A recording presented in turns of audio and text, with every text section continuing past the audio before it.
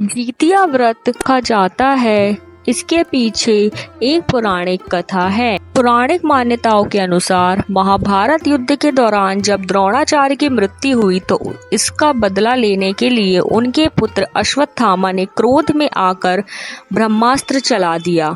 इसकी वजह से अभिमन्यु की पत्नी उत्तरा के गर्भ में पल रहे बच्चे की मौत हो गई।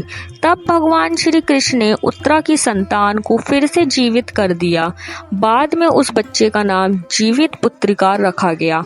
कहते हैं कि तभी से अपनी संतान की लंबी आयु के लिए माताएं जितिया व्रत रखती हैं।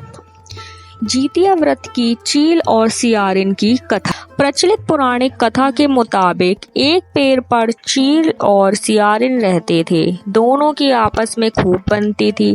चील और सियारिन एक दूसरे के लिए खाने का एक हिस्सा जरूर रखती थी। एक दिन गांव की औरतें जितिया व्रत की तैयारी कर रही थीं। उन्हें देखकर चील का भी मन व्रत करने का कर गया। फिर चील ने सारा वाक्य सियारिन को बताया। तब दोनों ने तय किया कि वह भी जितिया व्रत रखेगी। लेकिन अगले दिन जब दोनों ने व्रत रखा तो सियारिन को भूख और प्यास दोनों लगने लगी। सियारिन भूख से व्याकुल इधर उधर घूमने लगी। व्रत के दिन गांव में किसी की मृत्यु हो गई। यह देख सियारिन के मुंह में पानी आ गया। तब सियारिन ने अध जले सबको खाकर अपनी भूख को शांत किया। वह भूल गई थी कि उसने जितिया का व्रत रखा है।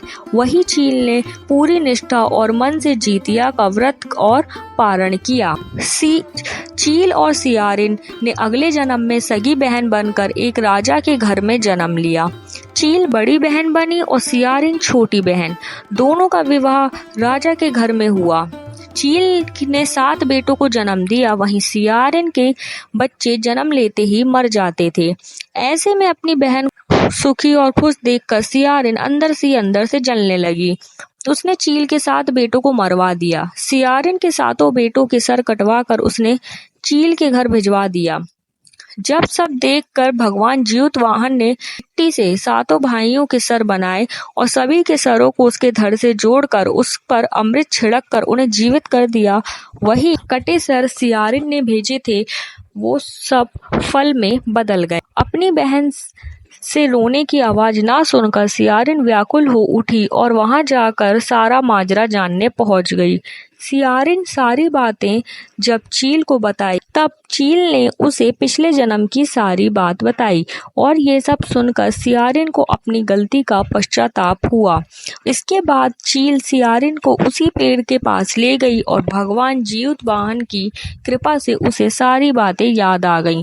इससे सियारिन इतनी दुखी हुई कि उसकी मौत उसी पेड़ के पास हो गई।